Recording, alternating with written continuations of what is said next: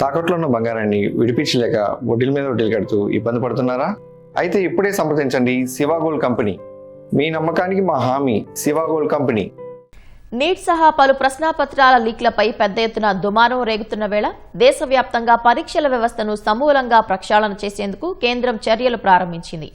National testing agency ఎన్టీఏలో సంస్కరణలు తీసుకురావడానికి, పరీక్షల వ్యవస్థను పటిష్టం చేయడానికి ఇన్ఫోసిస్ సహ వ్యవస్థాపకులు నందన్ నీలేకని నేతృత్వంలో ఓ ఉన్నత స్థాయి టాస్క్ ఫోర్స్ ను ఏర్పాటు చేసింది.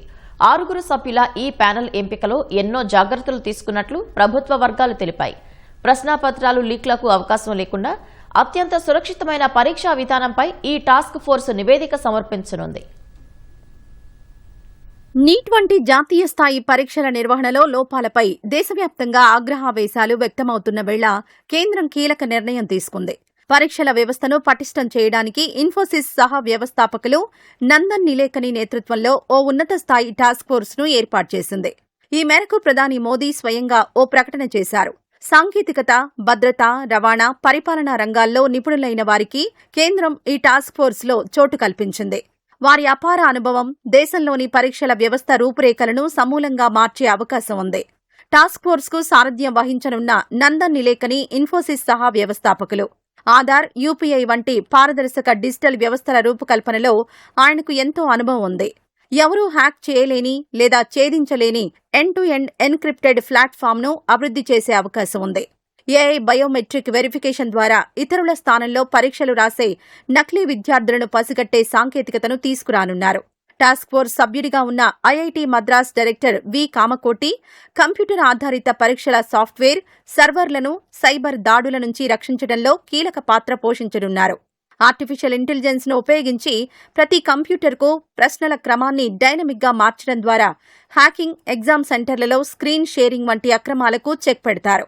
ఇస్రో మాజీ చైర్మన్ ఎస్ సోమనాథ్ అంతరిక్ష ప్రయోగాల తరహాలో పరీక్షల నిర్వహణలో జీరో ఎర్రర్ లేదా మానవ తప్పిదాలకు తావు లేని భద్రతా ప్రమాణాలను సూచించనున్నారు.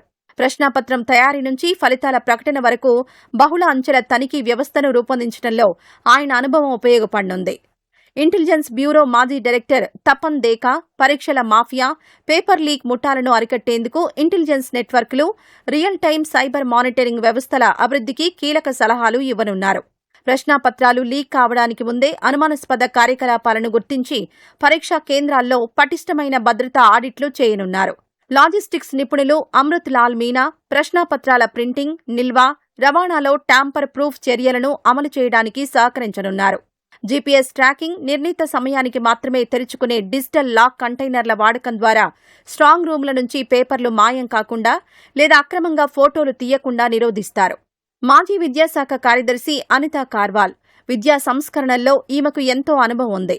గతంలో సీబీఎస్ఈ చైర్పర్సన్ గా పనిచేశారు.